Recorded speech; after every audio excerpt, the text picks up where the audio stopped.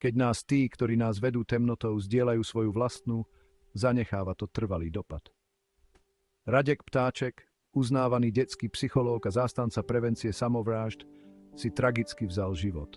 Ptáček zasvetil svoju kariéru pomoci deťom a rodinám, zdôrazňujúc dôležitosť podporných vzťahov a duševnej pohody. Bol otvoreným kritikom českého vzdelávacieho systému, zasadzoval sa za menší tlak na študentov a viac času na neštruktúrovanú hru a oddych. Jeho poznatky o vytváraní výchovných prostredí boli vysoko cenené. V dojímavom poslednom odkaze zdieľanom na sociálnych sieťach Ptáček nabádal všetkých, aby uprednostnili lásku a spojenie, zdôrazňujúc ich hlboký vplyv na naše životy.